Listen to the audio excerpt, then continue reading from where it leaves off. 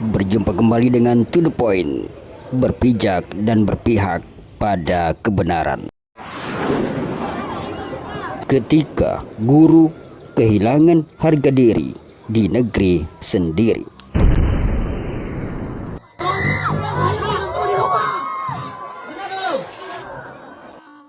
Masih teringat dulu ketika kita sekolah, kita diajarkan sejumlah lagu yang berisi pujian dan penghormatan terhadap bapak ibu guru di sekolah. Ada lagu yang berbunyi begini. Terpujilah wahai engkau ibu bapa guru, namamu akan selalu hidup dalam. Namun saya yakin dan percaya tidak banyak anak-anak sekolah sekarang ini yang menghafalkan lagu itu. Semua baktimu akan kuukir di dalam hatiku. Boleh jadi banyak yang tidak mengetahuinya. Dan mirisnya lagi, penghormatan terhadap bapak ibu guru di sekolah sangat menipis dan hampir-hampir saja hilang.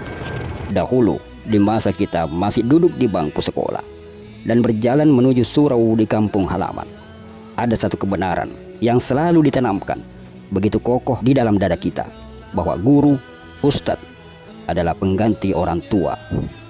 Orang tua kita pun mengajarkan dengan tegas namun penuh kasih sayang, hormatilah gurumu sebagaimana engkau menghormati ayah dan ibumu.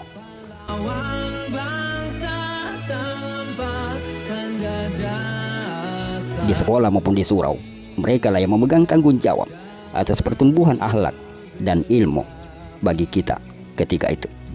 Ketika tangan guru atau ustadz memberikan teguran dan hukuman karena kita lalai menjalankan tugas atau lambat mengamalkan ajaran, kita tidak berani mengadu dengan nada meminta pembelaan diri.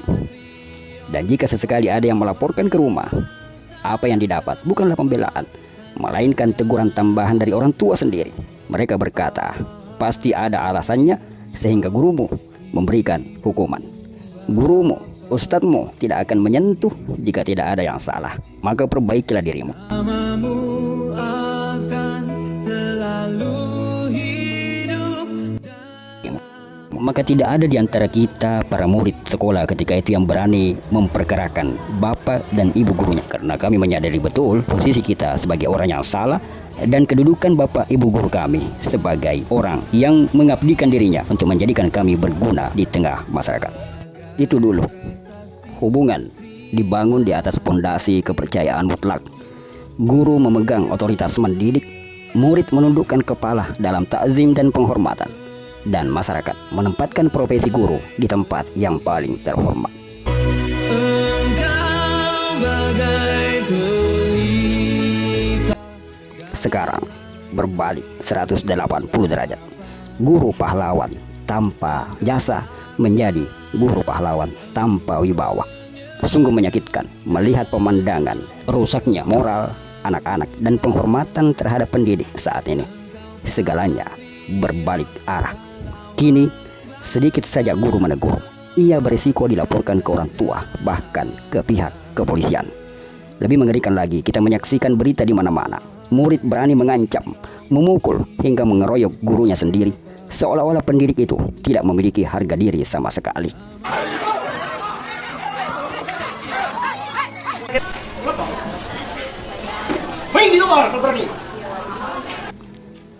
Di sini letak kesedihan yang mendalam. Sistem perlindungan dan hukum kita seolah-olah tidak berpihak kepada mereka yang berjuang memberikan pendidikan dan pengajaran itu. Ini bukan masalah urusan berani apa enggak, tapi Bukan nak, bukan, kamu siswa. Iya, kita main di luar. Peraturan seringkali membungkam kewibawaan pendidik tanpa melihat konteks tanggung jawab besar yang mereka pikul di pundak ketika sedang berada di dalam kelas. Maka jangan lagi kita menyalahkan ketika ada guru yang cuek dan membiarkan anak didiknya berbuat nakal tanpa berani memberikan teguran dan pengajaran, karena kedudukan mereka sangat lemah dan penuh ancaman. Dan yang lebih menyayat hati adalah pandangan para pemimpin negeri kita sendiri. Ada menteri yang berani menyebut guru sebagai beban negara. Ada menteri agama yang menyarankan jika ingin sejahtera, jangan jadi guru, jadilah pedagang saja. Guru itu bayarannya pahala. Kalau mau cari uang, ya berdagang saja. Ironi yang mencengangkan. Negara mampu menyiapkan anggaran besar untuk gaji penyaji makanan program gratis atau pengantar layanan.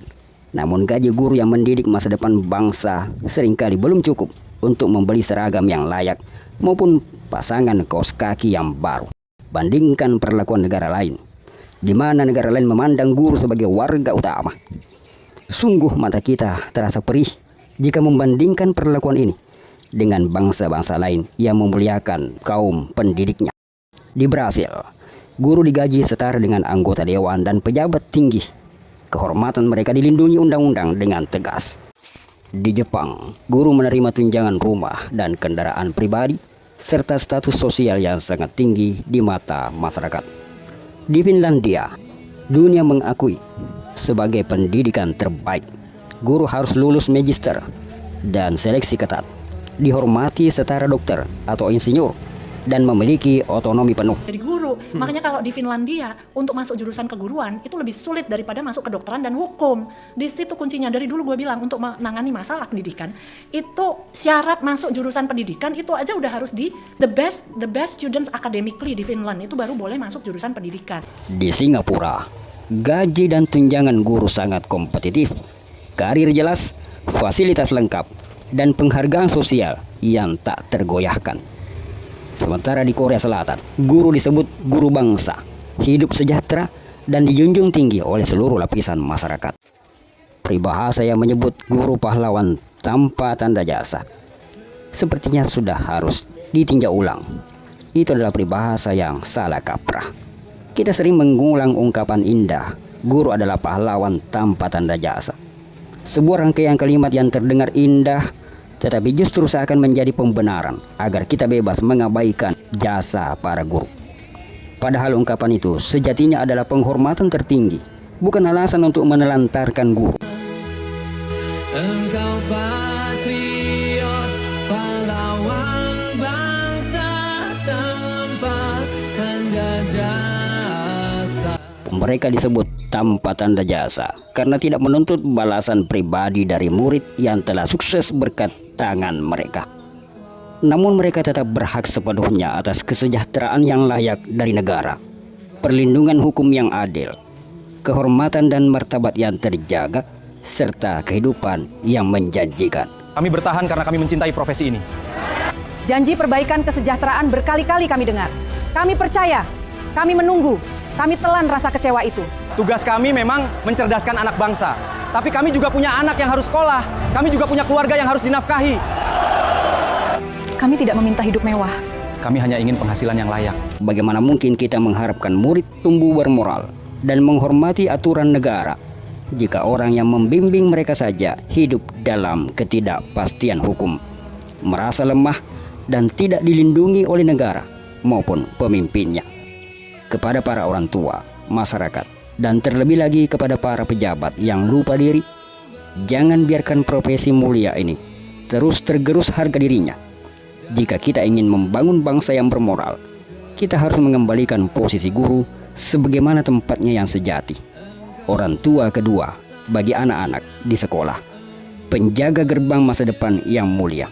Hentikan pandangan merendahkan, ubah kebijakan yang membiarkan mereka menderita, berikan perlindungan hukum yang adil. Jangan biarkan ungkapan pahlawan tanpa tanda jasa menjadi pemanis bibir saja di tengah kenyataan pahit yang mereka telan setiap hari. Karena satu hal yang pasti, kita semua, dari pejabat tertinggi hingga rakyat biasa di negeri ini, tidak akan pernah menjadi seperti saat ini tanpa didikan dan ketulusan dari seorang guru. Semoga ungkapan ini, catatan ini, menyentuh hati yang beku, membuka mata yang tertutup, dan mengembalikan rasa hormat yang hilang. Wassalam.